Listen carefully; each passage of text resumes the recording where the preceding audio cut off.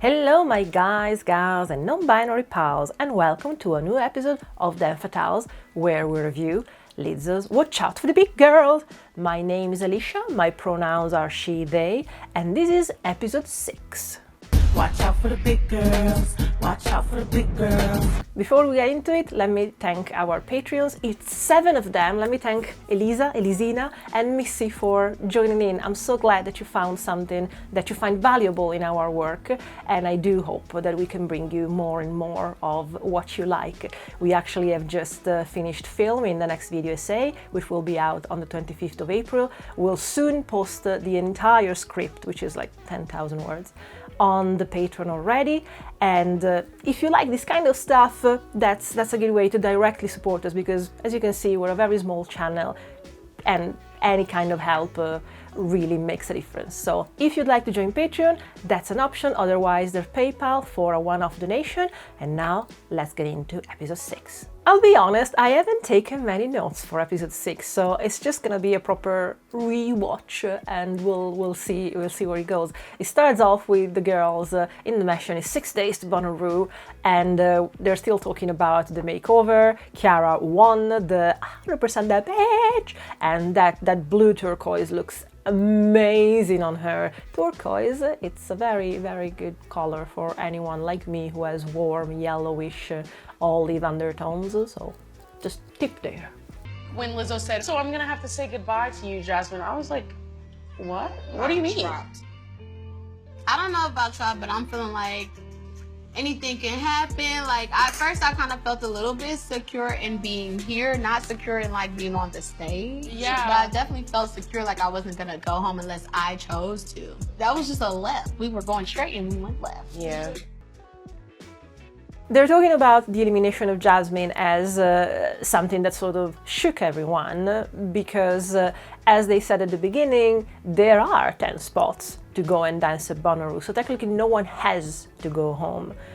But it's interesting that, what do you know, actually there can be things where we're not all guaranteed a place, despite what we were thinking. And I think this reinforces even more the idea that this show is about getting in a challenge with yourself. You're not in competition with your other sisters, you're in competition with your own self yesterday. So you need to improve yourself and to have growth. And that is a great challenge to be put against when you know that you're in a safe place enough that it's never about being in competition with someone else. All your sisters here are here to support you. That is what an ideal sisterhood is like, and I wish that could be transported in everyday life much more often than what we're used to. I lose my footing, and dancer took a tumble. The pain was like very much like overwhelming, where I feel like I didn't really grasp a lot of it, but I was trying to go as savage as possible, which I probably shouldn't have. It's okay, Jayla, let's go! Let's go! So Jayla, while they were doing the dancing, actually fell badly, but the quintessential way in which she just pulled herself up, went back, not missing a beat. Even Lizzo noticed that. And I think that is the best practical example of what really deserves to be recognized. It's not the idea that you always have to be strong and touchable. That can damage your ability to connect to people and for vulnerability. The true value of someone is standing up again when something has metaphorically or very practically put you down. And I wish that that was said more, like something that in my life I always experienced and didn't quite understand, because media told me something, and then in practical life I experienced something very, very different. And one of the things was the ability of characters, of people, to apologize, to make amends, to recognize that they have done something wrong, and wanting to actually better things, to actually make amends and solve things. And that is something that has been very present in all the media that I've consumed since I was a child, especially American TV sitcoms. But in real life, it's absolutely not something that I've seen, to the point that I've been made fun of by people around me because I apologize too profusely. Like, that might be also one of my issues, but the point was always for me that it's not a matter of pride. Pride gives me nothing. What gives me something is the fact that if I've done something wrong, I'll take it on board, and I want you to know I didn't mean it, I am sorry. I recognize that what I've done affected you badly, and recognizing it allows me to pay more attention and avoid it in the future. It doesn't have to be about how I meant it. It's about the recognition of whether I meant it or not, it hurt you. So it's my responsibility to be more careful in the future. That is what an apology is about for me. And I was the only one in my life seeing it like that until I met Raven. One of the main things that surprised me from her at the beginning was the fact that when she was doing something wrong, she had absolutely no problem, just like me, to say, hey, you know what, I fucked up, I'm sorry, I will be more careful, you don't appreciate this gives you a headache, this gives you a problem, I'm the last person that wants to give you problems, so this is up to me, and I realize that I will adapt my behavior, adapt what I do. And that might seem ridiculous, but I never met someone that could do that. There was always the point of turning it around against me, like, oh, but it's the way that you intended it. I'm sorry if you felt. I'm sorry if you felt is never an apology, by the way. Priti Patel uses it, so you can really tell that it's not an apology. It's never, I'm sorry that you felt, I'm sorry if you felt. No, I'm sorry for what I've done. The reason why we are sorry is the things that we can control, so our actions. And that's very important, to take ownership of our actions, because that's the only thing that we can change. So in this context, seeing Jayla openly, you know what? I fucked up, I fell. I'll do my best to just get back into it, do my best with it. I am not ashamed of the fact that there was a moment that I was shaky, I wasn't perfect. But I tried to be immediately as good as I could again. It's not humiliating, it's not a matter of pride. If anything, it tells us more about her resilience and her honesty of character to just, hey, this happened, I'm still doing the best that I can. Not trying to deny, oh no, it was the floor, it was this, it was that. You know what, it happened. Maybe I put badly my foot, whatever it was, she owns it. And everybody loves her for it, and I love her for it. Up until now, I've been giving the girls time to grow. But now it's time to show. Bonnaroo is 6 days away. From now on, my creative director and choreographer, Tanisha Scott, is taking the reins. What I think is important, but at the end of the day, Tanisha's gonna tell me who stays and who goes home. So Raven and I agree that the reason why in this episode Lizzo basically says, it's 6 days to Bonnaroo, you know what, Tanisha is going to be my eyes and ears, she decides who goes home. We suspect that's because Lizzo was just too nice, and there are things that she didn't necessarily see in the girls, that Tanisha, being the creative director, knows what will be demanded of people in terms of stamina, in terms of movement, in terms of social side, and that's probably why this is getting passed on in responsibility to Tanisha. Ooh, let me get it right. I mean, did you work up an appetite? I very much worked up an appetite. This was a fun rehearsal though, because of the song. It's fun, like learning how to dance on the skinny step, but it's really scary too, like working with different props and different elements, and knowing that a lot of us are already injured. So, like, I don't want any more sprained ankles. I don't want any more like anything twisted. No, please, please, no. Like, Neither do I. Yeah, nobody got time for y'all to be out here injured and shit. No, we got no time. Like, if I fall, I'm going into the pool. Well, that's gonna be a hell of a cannonball right there. Like. I will never stop saying this. Thank you, Lizzo, for showing us on TV fat girls eating normally. It's not an event, it's part of life. Guess what? We eat, we need to eat.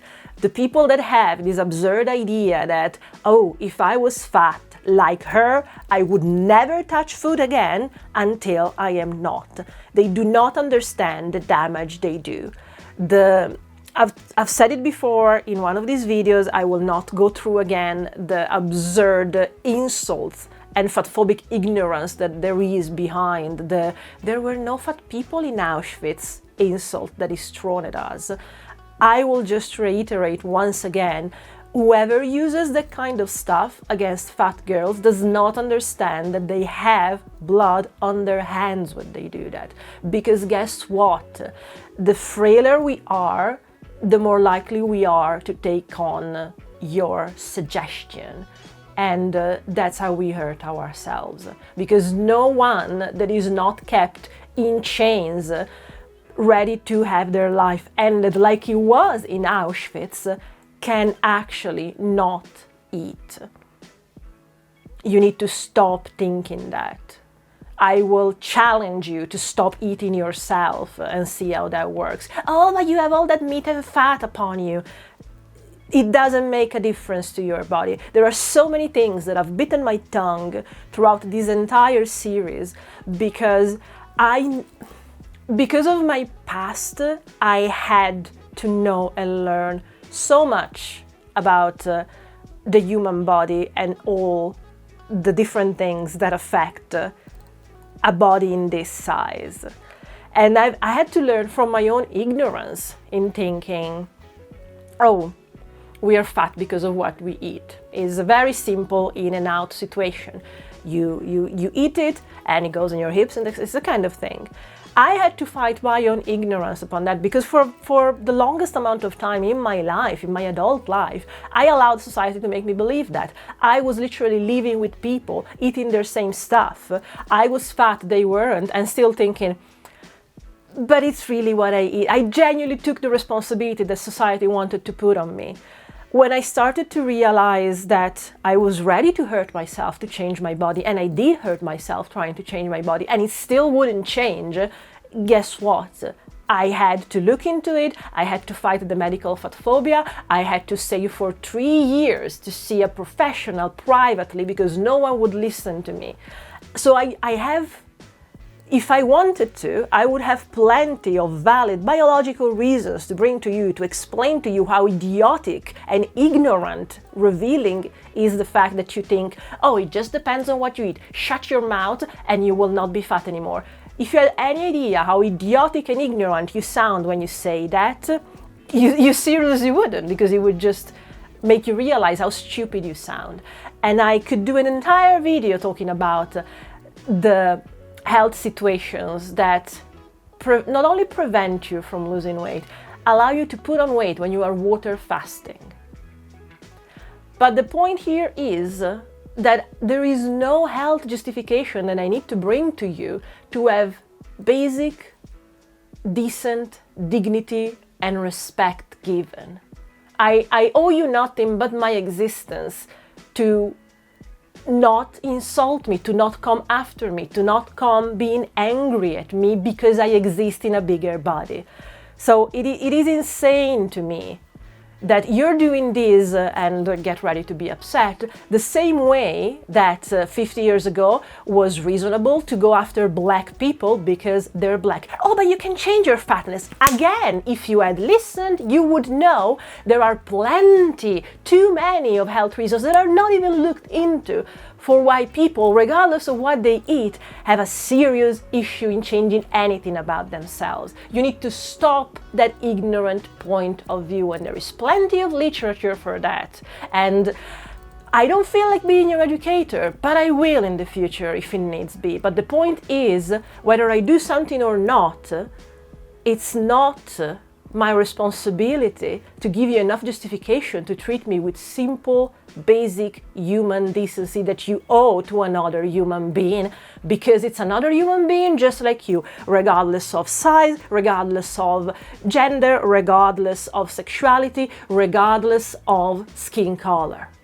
You need to understand that. So thank you, Lizzo, for showing us that eating is normal, even for fat girls, despite what the world would like to tell us. Ever since I was like a little girl, I wanted to become a K-pop idol. But Before I even start auditions, I'm faced with a big no to my face. So I'm always doubting myself, and I feel like that has been detrimental in how I approach dance. Now that I'm here, I'm realizing that I do deserve a spot on that stage. If I had kept a list of how many things I not even gave up in life, but felt like I wasn't entitled to go for because of my body and because of the way that my body has been demeaned and insulted and laughed and derided by people, I don't know where else in life I could be if I hadn't taken that seriously. And there is clearly a level, a moment between your childhood and your teenagehood where that affects you. Like I remember as a child one day being at the seaside and wearing a miniskirt without realizing how big my thighs already were. And my mother got it for me, but every time that I would sit down or walk would push me to pull it down because you don't, I think she put it in a way of you don't want people to see that and then laugh at you. But that was the first time that I realized, as much as I was made fun in kindergarten, in elementary school, like this was the first time that I realized what was one of the specific physicalities that would warrant that kind of behavior and marginalization that people, children put me through. And that's when I realized, oh, it's because when I sit down, my thighs spread and that's too big and people don't want to see that. So there's a lot that has been taken away from me by default, from every fat girl by default, because we're told your body doesn't fit in how we see the world, and that is not acceptable to look at. So if you have to be like that, we will look you up and down, but at the very least that you can do is not force us to see how disgusting that looks.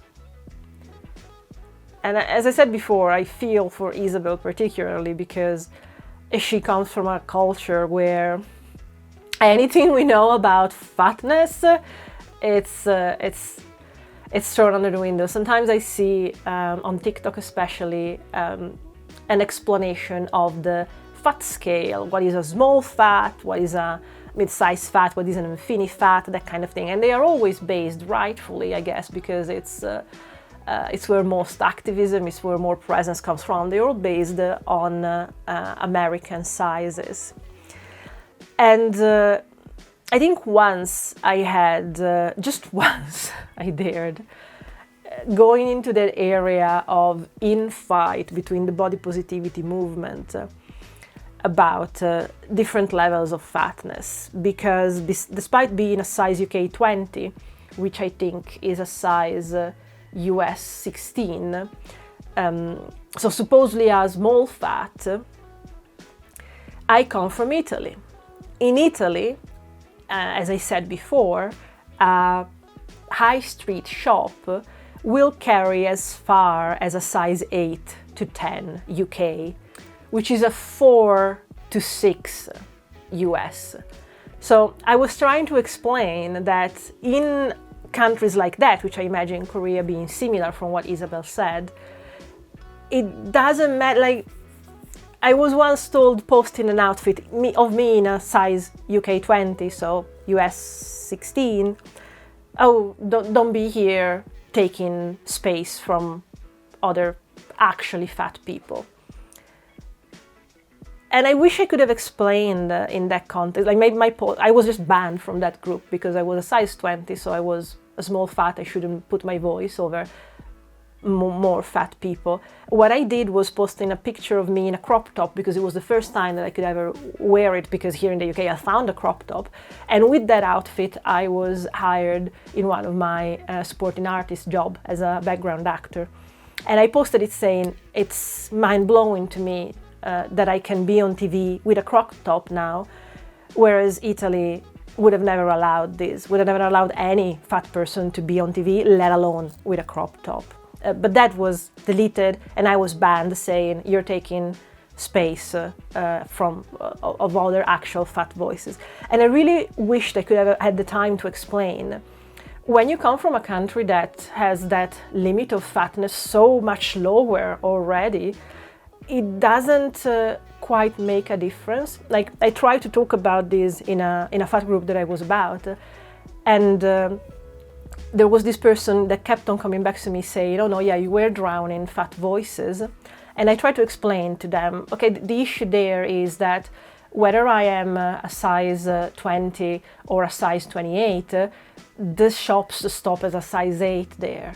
So, and the only reply to that was, oh, I can't imagine how an Infinifat can do there. And I was like, the same way that I do, because they don't make clothes for either of us. That's the point, that's the issue. And it drives me insane at times that we have infights in the body positivity, in the body acceptance, in the healthy at every size movement, for these levels of different oppressions, which I know there are. I know that I have privileges compared to people that are a bigger size than me.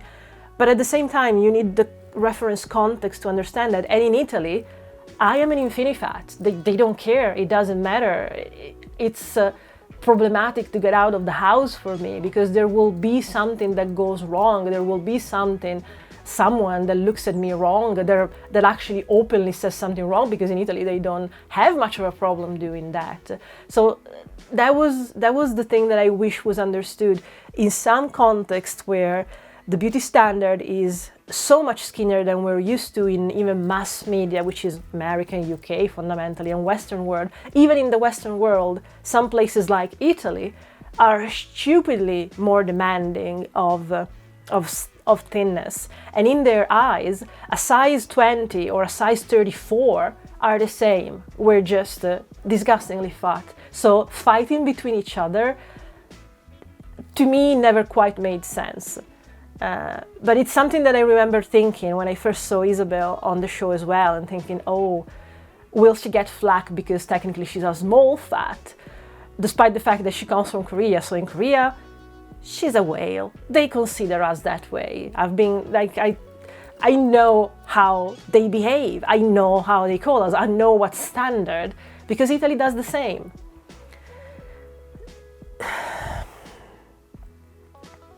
I wish we could at least have each other's back.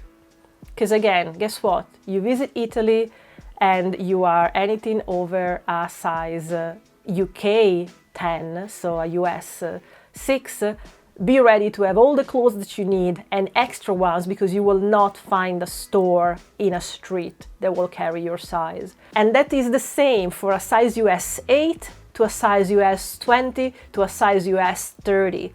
All of these people, size 8 onwards, will be discriminated the same way in Italy. Italy doesn't have an issue discriminating, all the same. So in that context, a size 8 will experience exactly the same issues of a size 26. So let's not fight for that. Okay, we are days away from making our decision for Bonnaroo. And this event was very telling. Isabel, Charity, Moesha, and Jayla, I need you 4 dolls to stay. And the rest of you, thank you very much. You can leave the stage. So we are getting to the challenge of this week, which is doing the juice choreography on the stairs as Tanisha taught it. And it's not just doing it once, it's doing it again and again and again and again and again until Tanisha says so, because this is how it works in a proper show, in a proper tour. And then by the end, 4 girls are held back to just keep repeating the choreography themselves. Oh, wow. I never noticed how much Moesha doesn't really get the choreo. Her injury really affects her dancing. We gotta fucking talk about it. I hired Tanisha to be my creative director, and I have to hear her out.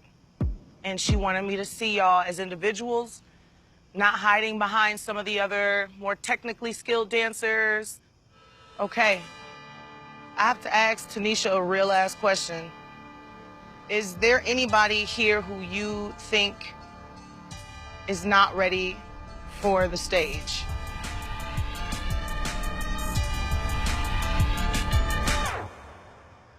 Yes. A cliffhanger, because it is impressive how long this episode went on, just on repeating a dance. It starts to very much give the idea of how demanding being a dancer is on a show, on a tour, and it then, I think for the first time, ends on this kind of cliffhanger. So I will not pronounce more about this episode or what happens in the next. We'll see it in the next. For the moment, I thank you so much to have watched this episode. There's 2 more episodes to come. You can leave me a comment to let me know what your thoughts were, and I will see you in the next video.